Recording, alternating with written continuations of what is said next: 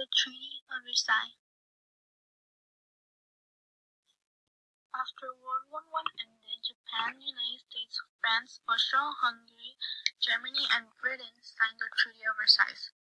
Germany and Austria-Hungary were not involved in the making of the document, a peace treaty to declare the end of World War I. It was meant to ensure an everlasting peace between one another.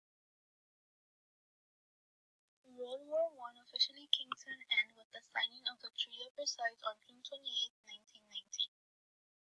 32 countries had come together in Paris in January 1919 to hold a conference which would make peace after the First World War. It would be dominated by the Big Three: USA, France, and Britain.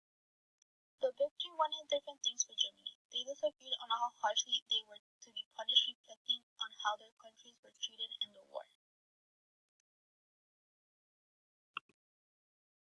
Wilson was opposed to harsh punishment for Germany since the USA hasn't been involved in the war as long as Britain and France.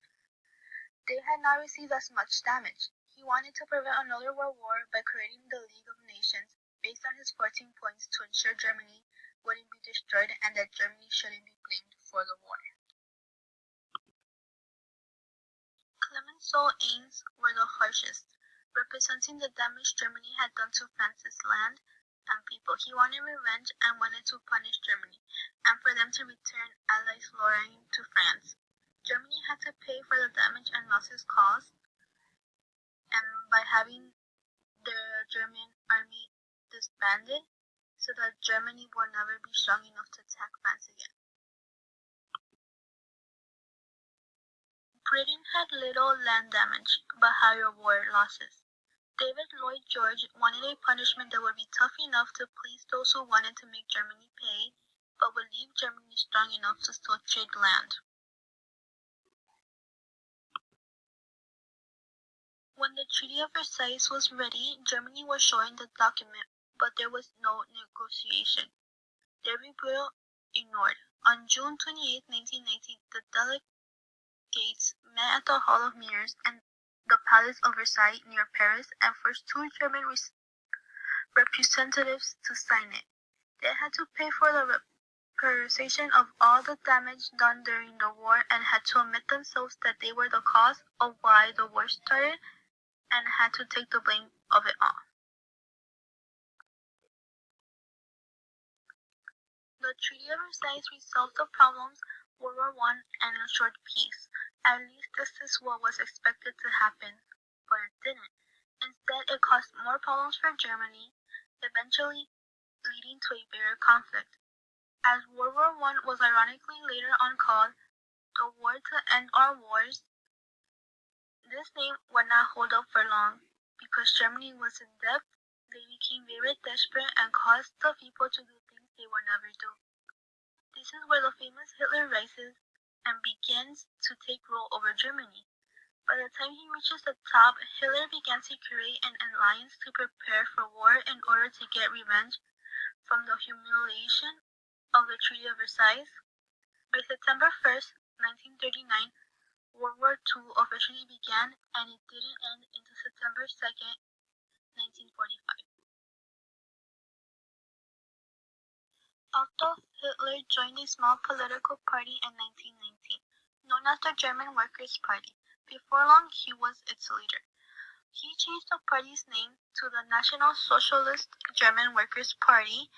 This became known as the Nazis' Party.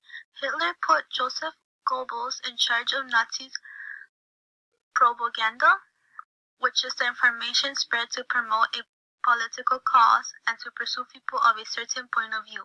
For example, they did it over radio, newspapers, and posters. Goebbels prevented those who opposed Nazi policies from expressing their views, helping ensure only Nazi messages got across to the public. The Nazi Party was extremely organized. The Nazi Party members worked officially to spread policies through propaganda. The SA appeared to be a strong organization which could protect Germany from its enemies, both internal and external. Hitler used fear of communism to get support from industrialists The Habsburg Front helped finance the Nazis' election campaigns in 1932. This ensured the communists were defeated. Hitler's charismatic and energized styles helped the Nazi Party to be noticed and to gain votes. Even though the Treaty of Versailles was supposed to end the war positively, it only caused a delayed horror to appear. But with what we know now from all that happened during this historical moment, similar things can be prevented. And that would be how one person or group should not be blamed for the cause of something. Since everything happens from the contribution of multiple and not just one, it is very similar to how a project in school gets the whole group a grade. Germany should not take the whole grade by themselves, but should also be given to the others involved in the war. It is a very important lesson in life, as it is best to know how to not blame someone else for all your mistakes and take responsibility for your actions. This could help prevent any future conflicts with other countries or potentially cause another war, just like how the treaty did.